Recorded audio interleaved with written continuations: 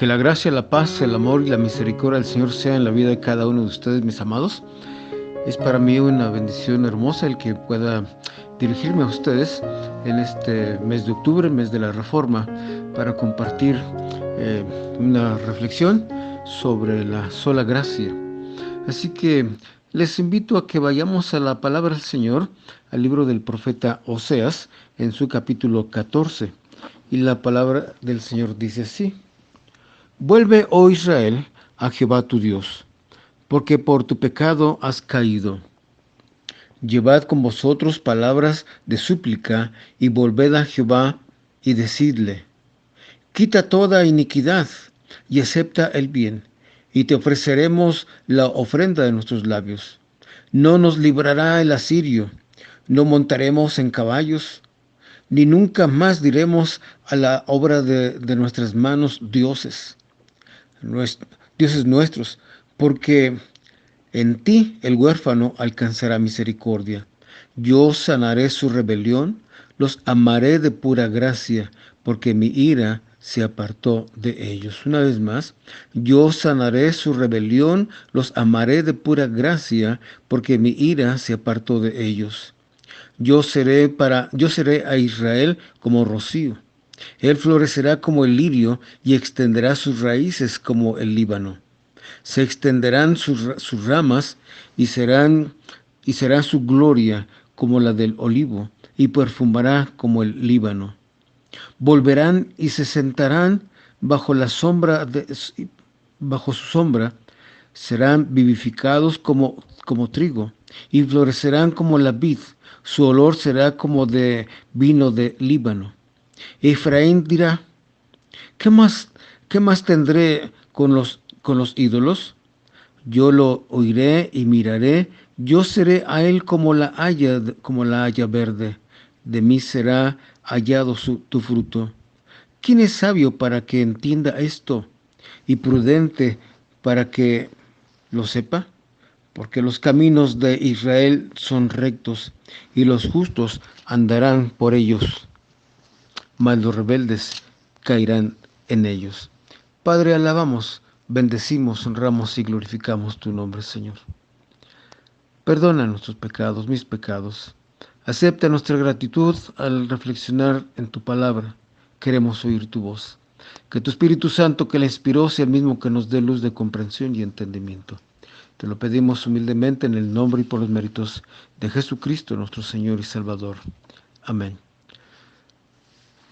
Como iglesia cristiana, como iglesia reformada, en este mes celebramos el mes de la Reforma. Y habremos de entender, mis amados, que si la Reforma protestante llegó a ser lo que fue, se debió a la combinación de diversas formas de corrupción y mercadería que la iglesia romana había provocado. Esto trajo como consecuencia una fuerte reacción, en la que se habría de anhelar volver a las Sagradas Escrituras. Así que se habían apartado ya totalmente de las Sagradas Escrituras, de la palabra de Dios, y se tenía mayor fe en las reliquias religiosas, en las peregrinaciones, en la compra y venta de indulgencias, en la infalibilidad papal. Por lo tanto, los reformadores debían hacer y establecer declaraciones de fe, emanadas de las Sagradas Escrituras, para señalar claramente su fe, su postura doctrinal y su convicción bíblica. La Reforma Protestante fue un regreso a las Sagradas Escrituras. Trajo también como consecuencia profundas repercusiones culturales, sociales, políticas, pero por sobre todo espirituales, religiosas. Tenemos como lo que se conoce postulados de la Reforma, cinco grandes verdades emanadas de las Sagradas Escrituras. Estos postulados de la Reforma contestan a la pregunta: ¿en qué creen? Bueno, estas respuestas tendrían que ser cortas, concretas, firmes, contundentes. Y estos postulados son: sola Escritura, sola gracia, solo Cristo, sola fe, solo a Dios la gloria. Así que los reformadores enseñaron que el hombre pecador, muerto en sus delitos y pecados, es incapaz de poder hacer algo por él o librarse de esta situación de condenación. Pero que por la pura gracia de Dios, sus pecados son perdonados. Y esto es manifestado a través de la obra redentora de nuestro Señor Jesucristo en la cruz del Calvario y manifestada en nuestras vidas por el Espíritu Santo. Es una obra trinitaria. Así que vamos a hablar de la sola gracia, ¿sí? Así que en esto habremos de entender que la gracia es un atributo de Dios, puramente divino. El hombre ahí no tiene nada que hacer. Este es una virtud de Dios, una cualidad de Dios, una manifestación del amor de Dios, del poder de Dios, que manifiesta en nuestras vidas solo por gracia. ¿Y qué es la gracia? Pues la gracia es el favor de Dios manifestado en nuestras vidas a pesar de que no lo merecemos. En el libro del Evangelio según San Juan, capítulo 1, el versículo 14, habla de la encarnación de Jesucristo y dice así, San Juan 1:14, y aquel verbo fue hecho carne y habitó entre nosotros y vimos su gloria, gloria como del unigénito del Padre, lleno de gracia y de verdad. Más adelante, los versículos 17 y 18 dice, pues la ley por medio de Moisés fue dada, pero la gracia y la verdad vinieron por medio de Jesucristo. A Dios nadie le vio jamás. El unigénito Hijo que está en el seno del Padre, Él le ha dado a conocer. Así que la gracia es un atributo de Dios. Jesucristo es Dios. Cuando se encarnó y habitó entre nosotros, nos manifestó la gracia de Dios. Lo acabamos de leer aquí en el capítulo 1, versículo 14, ¿sí? Que este verbo fue hecho carne y habitó entre nosotros y vimos su gloria, gloria como del unigénito, lleno de gracia, lleno de la gracia de Dios, ¿sí? Y en el versículo 17 dice que la verdad y la gracia fueron manifestadas por medio de Jesucristo. Así que en esto, mis amados hermanos, vemos que esto solamente viene de Dios.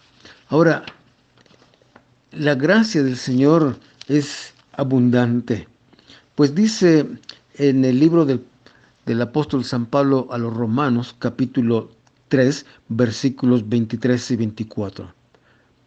Por cuanto todos pecaron, están destituidos de la gloria de Dios, siendo justificados gratuitamente por su gracia mediante la redención que es en Cristo Jesús. Entonces, la gracia es un atributo de Dios y nos la manifiesta por la obra de Jesucristo gratuitamente justificándonos por su obra en la cruz. Y esta gracia de Él tiene abundantes riquezas. Nos vamos a la carta del apóstol Pablo a los Efesios, en el capítulo 1, versículos 7 y 8, y dice así, en quien tenemos, está hablando de Jesucristo, en quien tenemos redención por su sangre, el perdón de pecados, según las riquezas de su gracia, que hizo sobreabundar para con nosotros en toda sabiduría e inteligencia, dándonos a conocer el misterio de su voluntad según su beneplácito, el cual se había propuesto en sí mismo. Lo que leímos en Oseas. Los sanaré su rebelión, los perdonaré sus pecados. Los amaré de pura gracia, no porque lo merezcan. Es un favor inmerecido que nos manifiesta gratuitamente, ¿sí? Para manifestarnos, pues, estas abundantes riquezas de su gracia. Aquí mismo en la carta a los Efesios, en el capítulo 2, versículos 4 al 8, nos dice: pero Dios, que es rico en misericordia, por su gran amor con que nos amó, aun estando nosotros muertos en pecados, nos dio vida juntamente con Cristo. Por gracia sois salvos. Y juntamente con Él nos resucitó y asimismo nos hizo sentar en los lugares celestiales con Cristo Jesús, para mostrar en los siglos venideros, hoy en día, y hasta que Jesucristo venga, para mostrar en los siglos venideros las abundantes riquezas de su gracia en su bondad para con nosotros en Cristo Jesús. Porque por gracia sois salvos, por medio de la fe, y esto dice, no es de vosotros, pues es un don de Dios, es un regalo de Dios. Así que, al hablar de la sola gracia de este postulado de la Reforma, habremos de entender que nuestra justificación, ¿sí?, nos hizo justos muriendo Jesucristo en la cruz del Calvario, pagando por nuestros pecados. Pues dice Oseas: porque mi ira se apartó de ellos. Yo debía haber recibido esa ira, ese juicio, ese castigo, pero Él la apartó y la derramó en la cruz del Calvario en su Hijo Jesucristo.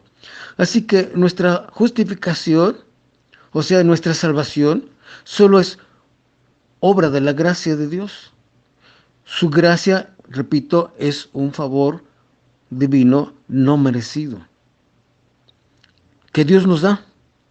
Es el auxilio gratuito que Dios nos manifiesta para que podamos responder a su llamado, para que podamos ser llamados sus hijos, sus hijas, adoptados, ¿sí?, y hacernos partícipes de la naturaleza divina y de la vida eterna.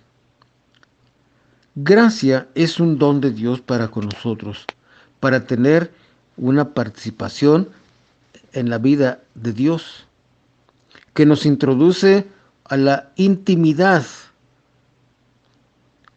y para morar entre la Trinidad, porque Jesucristo mora en nosotros, el Espíritu Santo mora en nosotros, y Jehová tu Dios estará contigo donde quiera que vayas, nunca te dejará. Es una obra de la Trinidad. Al recibir al Señor Jesucristo como Señor y Salvador de nuestra vida, cada uno de nosotros participamos de su gracia, de la gracia de Jesucristo. Como cristianos participamos entonces de esta virtud del Señor, la pura gracia. Al aplicar Dios la obra redentora de Jesucristo en la cruz del Calvario y justificarnos así delante del Padre, venimos a ser sus hijos y sus hijas, por lo tanto podemos ahora llamar a Dios Padre. ¿Sí? Exactamente. Al estar en esta gracia, unidos a Jesucristo como sus hijos y con la participación de su Espíritu Santo, tenemos la gracia de acercarnos a Él abiertamente cuando queramos, en todo momento. Este llamado, ¿sí?, a vivir una vida santa, justa, delante de Él, nos llama a corresponder a este amor que no merecemos. O sea, habremos de vivir en esta gracia conforme a su voluntad y depender enteramente de Él, porque esta iniciativa de salvarnos por gracia es una iniciativa gratuita de Dios, porque solo Él puede revelarse y darse a sí mismo, y sobrepasa todas nuestras capacidades, de nuestra inteligencia, de nuestras fuerzas, de nuestra voluntad. Está más allá de ello.